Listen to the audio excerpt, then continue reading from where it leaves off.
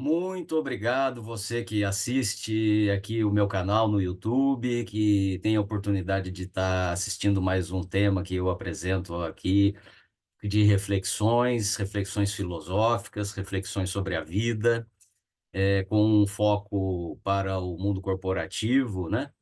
Sempre lembrando meu trabalho como professor de filosofia, como palestrante corporativo e palestrante motivacional, como escritor. É importante a gente lembrar que passamos, né, todos nós, mais tempo no trabalho do que com as pessoas que nós amamos, do que nas nossas atividades de lazer.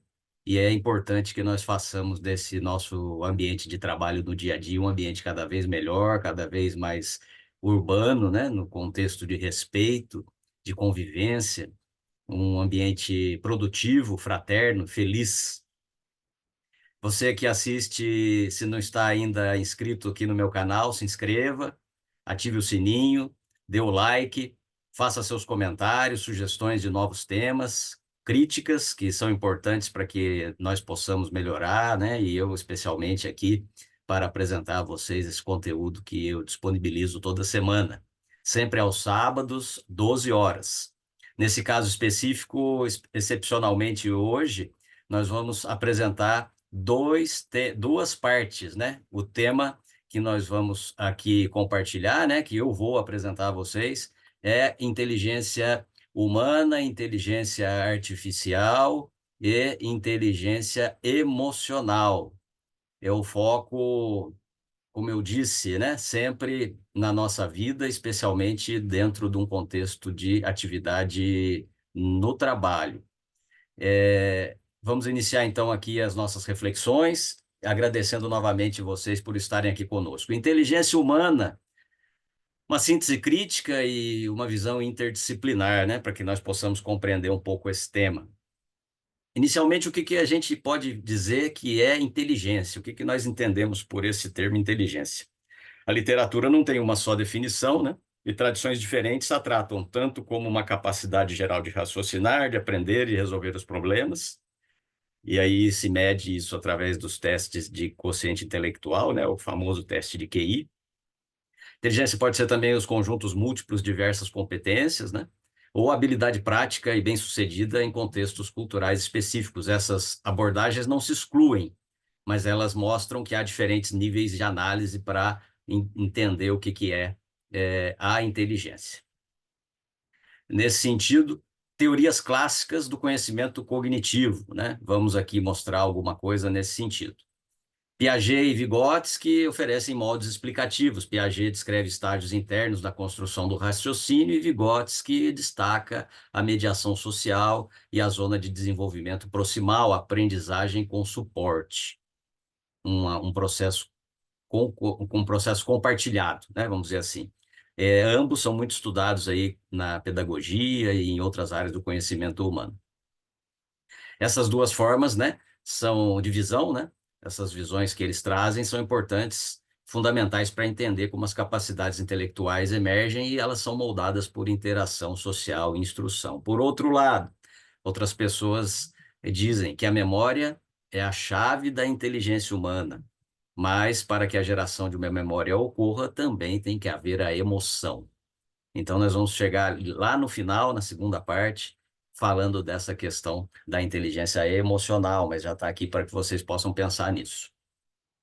Natureza versus criação, evidências genético-comportamentais e ambientais, o impacto disso na inteligência, né?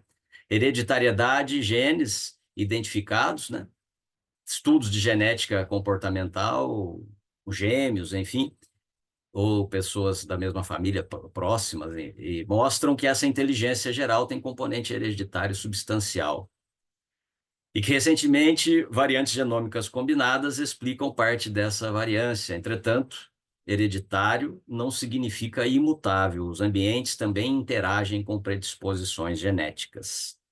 Há o componente que vem conosco, mas também há a interação do meio ambiente e considerando nesse ambiente as pessoas que convivem conosco. Seguindo ainda nessa linha de análise, o efeito ambiental e secular, ao longo do século XX, houve um aumento sistemático de scores de QI em muitas populações, o que indica que fatores ambientais, né, tais como a nutrição, escolarização, complexidade ocupacional, saúde pública, podemos dizer até que o tempo que as pessoas dormem, né, que elas, vamos dizer assim, descansam o corpo e a mente, podem alterar médias cognitivas em escala geracional. Então, há o impacto também desse dia a dia, dos hábitos próprios nessa situação que nasce conosco, né, da hereditariedade, da genética. Pesquisas recentes mostram flutuações e até reversões em alguns contextos, reforçando justamente a importância do papel desse ambiente. Desigualdades sociais, socioeconômicas e os seus contextos, né? Há fortes evidências de que condições socioeconômicas se associam a diferenças no desenvolvimento cognitivo e na morfologia cerebral em crianças. Por exemplo, a superfície cortical, entram alguns aspectos técnicos, né, científicos, né, nesse contexto. Mas o que está querendo dizer aqui é justamente a importância disso, do meio ambiente, da vida que a pessoa leva, da alimentação que ela tem, do exercício físico que ela é capaz de fazer, do acesso até que ela tem à leitura, ao desenvolvimento intelectual através de leitura e de exercícios mentais, né, enfim, que fortalecem, assim como o corpo com o exercício físico fortalece os músculos, os exercícios intelectuais e mentais, eles ampliam a nossa capacidade de cognição. Os efeitos parecem ser mediados por fatores como exposição linguística, estresse tóxico, nutrição, enfim, como eu disse aqui, torna essa questão do desenvolvimento da inteligência também uma questão de política pública deveras importante e que tem sido, infelizmente, negligenciada ao longo dos anos, das décadas. Cultura, transmissão social e inteligência. A antropologia e a teoria da evolução cultural, mostram que essa inteligência coletiva, né, a inteligência humana, dentro desse contexto de cultura, transmissão social e inteligência coletiva, é, é um fator determinante. Habilidades cognitivas humanas complexas emergiram e foram fortalecidas por redes de aprendizagem social, linguagem, tecnologia e instituições culturais. A cultura altera quais habilidades são valorizadas e ensinadas e, portanto, quais aspectos da inteligência florescem em cada sociedade. Obras recentes defendem que a nossa capacidade cognitiva é produto coevolutivo de genes e cultura, os dois estão em conjunto.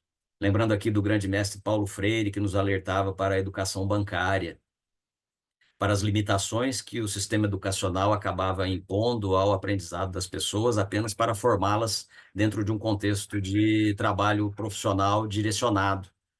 E aí pensamos no valor que temos aqui de investimento em ciência, em cultura, em pesquisa, em educação, mas também paralelamente em saúde, em educação física, em formação, né, para essa cultura de bem-estar do corpo, da mente, do espírito. Isso é deveras importante, como eu disse anteriormente. Muitíssimo importante. Medição, modelos e críticas metodológicas, o que se usa para definir todo esse padrão, identificar esse nível de inteligência, né?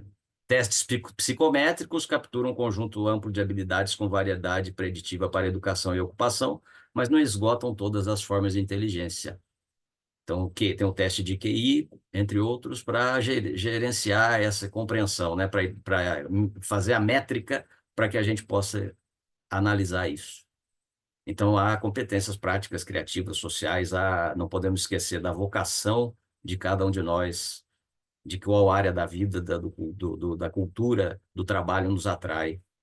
E modelos alternativos, inteligências múltiplas, inteligência bem-sucedida, influenciaram práticas educativas que receberam críticas quanto à falta de forte validação empírica em alguns casos.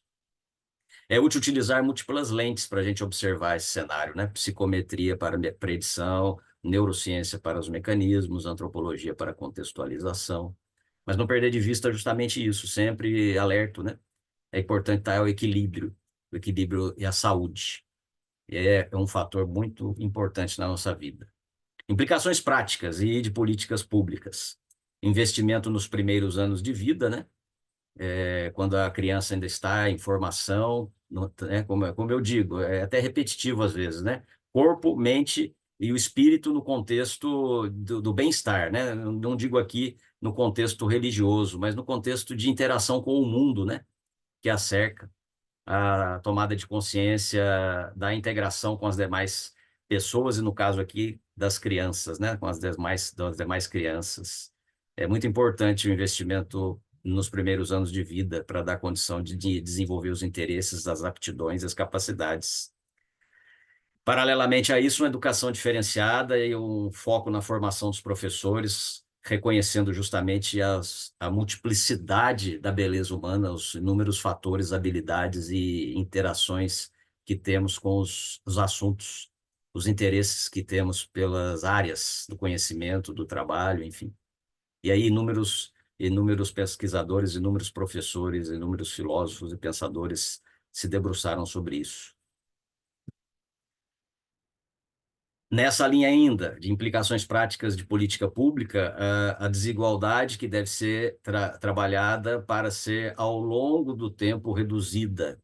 É uma utopia, uma ilusão dizer que a sociedade não vai ter essas desigualdades, mas nós precisamos dar condição de acesso à educação para todos, e educação de boa qualidade. Mas isso passa pela redução da pobreza infantil, da insegurança alimentar, da ampliação dos cuidados parentais, acesso a ambientes de aprendizagem de qualidade que vão mitigar os efeitos adversos que se consolidam com a biologia, né? Aí, no caso, é a hereditariedade. A hereditariedade que vai nos dar mais despertar, né, para habilidades práticas ou habilidades intelectuais, vai nos despertar para uma profissão A ou B, para um tema A ou B, né?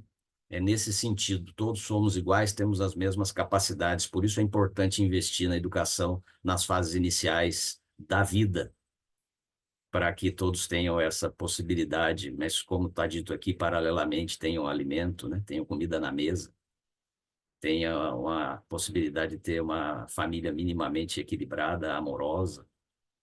Vejam como há uma ligação, né, de todo esse cenário e comparem com o mundo em que nós estamos vivendo e projete o que pode vir ser o futuro. Pesquisa translacional, integração entre genética, neurociência, psicologia, ciências sociais para projetar as intervenções sensíveis ao contexto e eticamente responsáveis. Justamente dar àquelas pessoas acesso aos interesses que elas têm e pensar também nesse cenário anterior, né? No que o nosso potencial pode ser ainda mais aumentado, né? Potencial potencializado acaba sendo um atentado à língua portuguesa, mas seria, em tese, seria isso, aumentar nossas capacidades, né? Pensem nisso. E aí vamos falar no potencial da nossa inteligência, na criação das ferramentas que nós já produzimos ao longo dos séculos. Desde a era da pedra lascada, agora chegamos à inteligência artificial e podemos e devemos nos perguntar: essa inteligência artificial é um desafio sobre-humano? Será que nós seremos capazes de lidar com a ferramenta que criamos? Algumas questões sobre história, revoluções técnicas, né? As primeiras pesquisas na década de 50 do século passado, né? Métodos estatísticos e aprendizagem automática começaram a evoluir mais a partir de 1990. Ascensão do Deep Learning a partir de 2010, né? Ou seja, as redes neurais profundas, alimentadas por grandes volumes de dados, poder computacional, desencadearam saltos práticos em reconhecimento de fala, em visão computacional, em tradução, modelos de linguagem. Existe ainda uma dúvida, a maioria das pessoas, né? Se a inteligência artificial realmente pode ser chamada como inteligência, se é a capacidade de pensar realmente, ou se ela é uma grande biblioteca viva, onde você coloca lá as suas perguntas e ela busca num cabedal enorme de conhecimento humano acumulado, né? Registrado na memória, e constrói ali um raciocínio que parece, para quem está vendo, que ela está pensando, que ela está raciocinando por si mesmo. Será que é uma coisa ou é outra? Fundamentos científicos, áreas contributivas, a inteligência artificial é multidisciplinar por natureza. Suas raízes vêm da ciência da computação, aí tem algoritmos, números, toda aquela construção que é feita por seres humanos, né? Estatística, matemática, né? Probabilidades, neurociência cognitiva, que daí são os modelos que o homem criou baseado nas redes neurais que existem no nosso cérebro. Modelos de linguagem, filosofia, no caso, natureza da inteligência, mente, ação racional e economia, teoria de incentivos, mercados, automação, ciências sociais, né? Ou seja, se criou uma ferramenta, se desenvolve essa ferramenta e se alimenta essa ferramenta com várias informações para que ela possa ser útil. Obras de referência em inteligência artificial teórica e aplicada ainda orientam o campo sobre objetivos, sobre métodos, sobre limites, especulam sobre essas capacidades, essas situações, é o que às vezes preocupa muito a todos. Há quem diga que a inteligência artificial não vai ser capaz de superar o ser humano, porque ela foi criada por seres humanos, então o homem não é capaz de criar nada que supere a sua própria inteligência, mas estamos convivendo com ela e estamos vendo a transformação dela no dia a dia. Limites. O que a inteligência atual faz e o que ela não faz. Grandes modelos de linguagem, sistemas de percepção são excelentes em estatística preditiva sobre padrões em dados, geração textual plausível, classificação, tradução, reconhecimento de imagem. Só que há lacunas persistem ainda num raciocínio causal robusto, como eu disse, né? Será que ela realmente pensa ou ela é uma grande biblioteca viva que é capaz de coordenar tudo aquele volume de informações que ela tem na sua memória? Então, ela tem uma compreensão semântica ainda limitada, né? Há lacunas nessa compreensão mais profunda, no alinhamento dos objetivos complexos em contextos mais abertos. Então, é por isso que às vezes a gente faz uma pergunta para ela que a gente está entendendo, mas ela responde que não entendeu. Existe hoje um debate, como eu disse, entre os otimistas e os céticos sobre quanto esses limites serão superados e se o serão e como vai se dar isso aí, né? Qual vai ser o cronograma, lapso temporal, enfim. Há métricas para medir e quantificar esses processos, técnicos estão capazes de fazer isso. Então, é o mundo atual. E nesse mundo atual há impacto socioeconômico e no mercado de trabalho, porque a inteligência artificial altera tarefas mais até do que empregos. Ela pode automatizar algumas tarefas rotineiras e complementar algumas outras tarefas não rotineiras. Ela tem uma capacidade de fazer algum tipo de trabalho que o ser humano faz, mas não tem ainda, e acredito que nem vai ter, de fazer todo o trabalho que nós fazemos.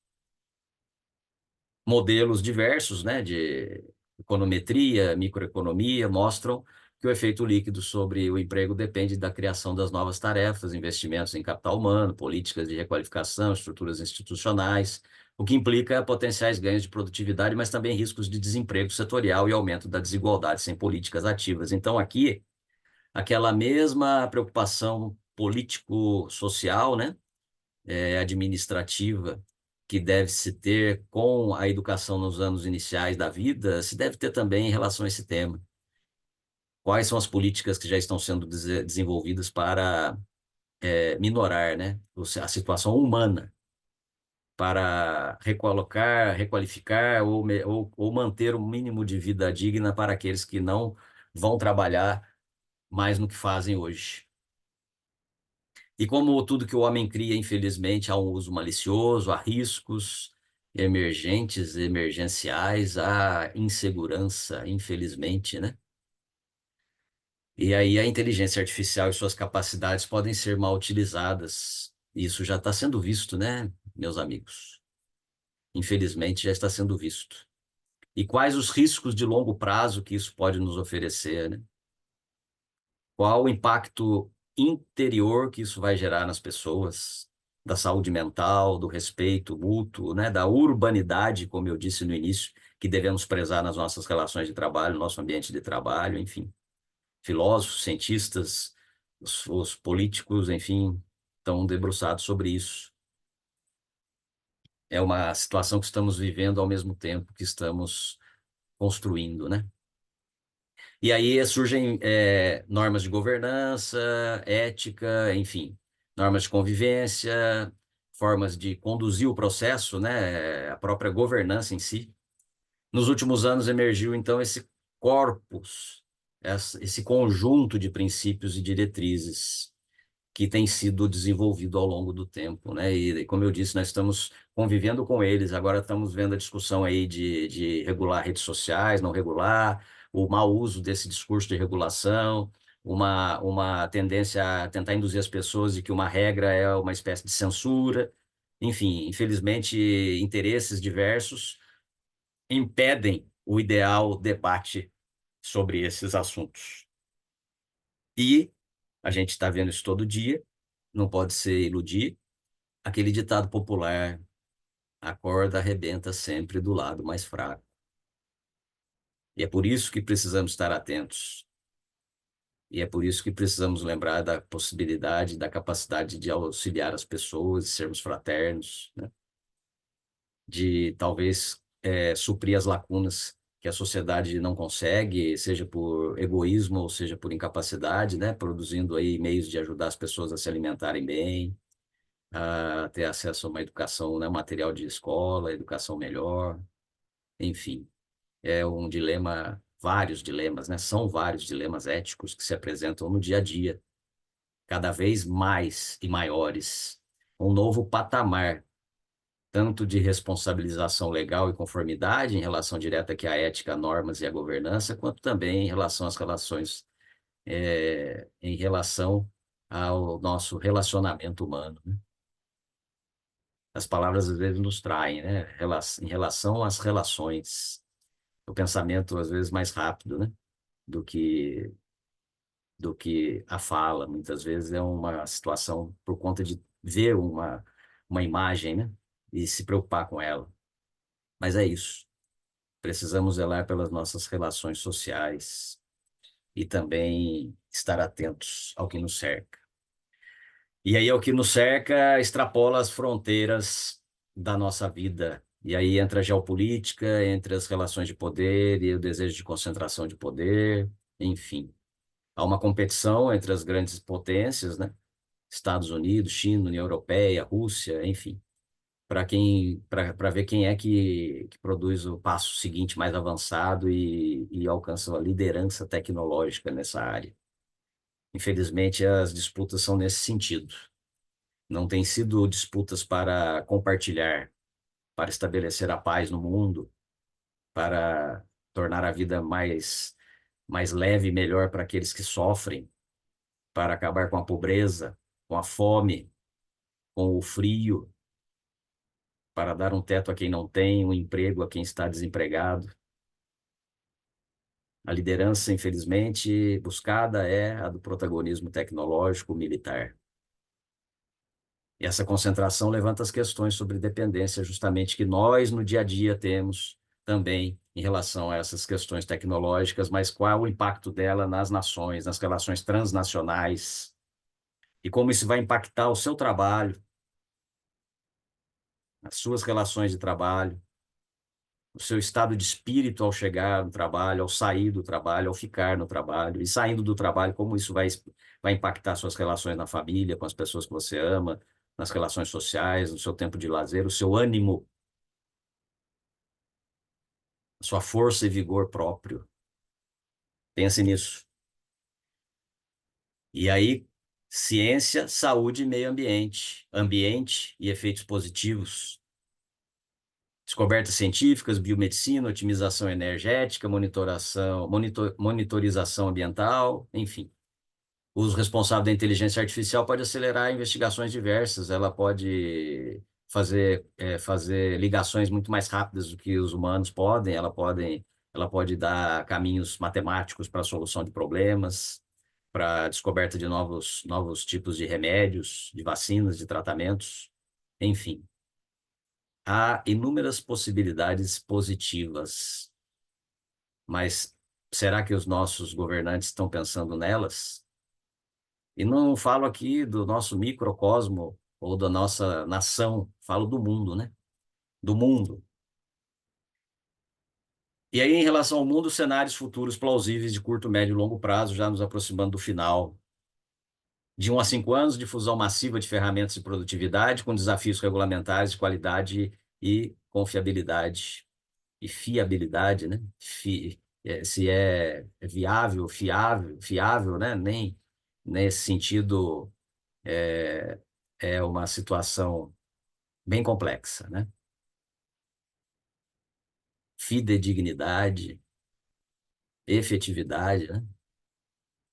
De 5 a 15 anos, automação ampliada das tarefas intelectuais, criativas, maiores mudanças no mercado de trabalho, necessidade de políticas de rendimento, requalificação, tributação diferencial, mais regulação setorial, certificação de modelos, ou seja, começa-se a pensar naquelas pessoas que vão precisar de auxílio governamental, onde há também um grande preconceito quanto a isso, onde há também, às vezes, uma gestão inadequada, mas não no sentido de fazer coisas erradas, mas no sentido de gerenciamento de um trajeto para aquela pessoa que entra e que pode sair desse auxílio.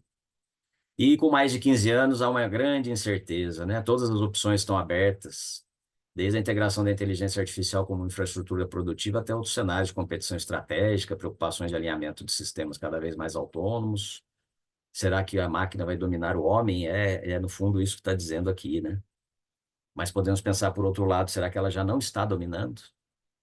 Será que a força dessas fake news, dessa rede que acaba sendo muitas vezes antissocial, desses discursos de ódio e de desagregação, já não tem tornado os seres humanos mais perdidos do que são normalmente por meio de suas dúvidas, de seus medos? Pense nisso. Procure pensar por si mesmo, olhar a realidade sem esse viés de versões que são jogadas aí diariamente, a todo momento, para tentar manipular cada um de nós. Estejamos atentos. E aí nós vamos falar no próximo vídeo, já vai estar disponível também aí, né, junto com esse, mas para que você possa assistir isso de uma forma mais adequada, talvez para você, né? Um trecho e depois o outro. Vamos falar de inteligência emocional, capacidade de perceber, compreender, regular, utilizar as emoções para facilitar o pensamento, e vamos fechar com um, uma ideia que veio assistindo a esse filme e esta série, Westworld, onde posso aqui especular, trazer algumas reflexões sobre esses temas que trouxe até agora: inteligência humana, inteligência artificial, inteligência emocional e consciência plena. Consciência plena humana ou consciência plena da máquina? Veja aí as fontes que tenho para consulta, que compartilho com vocês, né? As fontes de consulta sobre os temas, né, diversos sobre os dois assuntos, né? Vai estar também no outro vídeo. Enfim, também na sequência você pode assistir esse vídeo parte 2. Compartilho aqui sempre em frente, de seguir em frente, sempre em frente de enfrentar as situações da vida, um dos meus livros mais recentes, né? O Poder da Força da Ação de Cada Um no Dia a Dia. 200 páginas de reflexões filosóficas, por R$ 65, já incluída a despesa de correio. E em breve você vai poder também comprar por cartão, tá? Cartão de crédito, parcelado, se quiser. Em breve isso vai ser possível, tá? E nesse livro eu também falo bastante desses assuntos todos que apresento aqui no canal. Então, compartilhe, siga o meu canal, compartilhe com as pessoas da sua rede de contatos, né? Curta e dê o like, faça os comentários. Aí está meu currículo profissional, né? Filosofia, história, teologia, né? Enfim, diversas áreas do conhecimento que eu trago, não só através desses temas que estão aqui no YouTube, mas nesse programa de palestras que realizo em empresas, né? Pode ser feito, como eu disse, num formato de programa, né? Todas elas são palestras que tratam de temas que se interligam entre si. O fechamento de uma é o tema inicial de reflexão da outra, né? Mas é concebido de uma forma também que pode ser uma palestra só, um tema desse, pode ser feito para sua empresa, o seu local de trabalho, enfim. E também, naturalmente, se quiser um tema específico, eu também preparo isso. É só entrar em contato comigo e a gente pode conversar, tá bom? Aí o meu e-mail, domingosleomonteiro, de profissional@outlook.com. E você pode me seguir também nas redes sociais, está aí o QR Code do YouTube, desse canal do YouTube, da minha página no Instagram, e eu estou no Facebook e também no LinkedIn. É só digitar meu nome e você vai me encontrar lá. Pense nisso que eu falei até aqui, pense em tudo que eu compartilho aqui no canal, vou compartilhar outros assuntos toda semana, sábado, às 12 horas, um tema novo, e ao longo da semana algumas curtas reflexões, algumas provocações filosóficas para a vida cotidiana, especialmente para o foco de trabalho, para o mundo corporativo. Lembre-se, se você quiser conhecer mais o meu trabalho, entre em contato, posso fazer a apresentação aí, fazer uma palestra, fazer uma dinâmica, né, na sua empresa, no seu local de trabalho. Estou à disposição se for o momento adequado para você. Tá bom? Um grande abraço e vamos em frente. Muito obrigado por estar conosco aqui aí neste vídeo, né?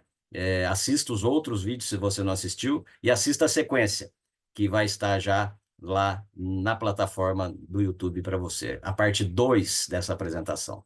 Um abraço.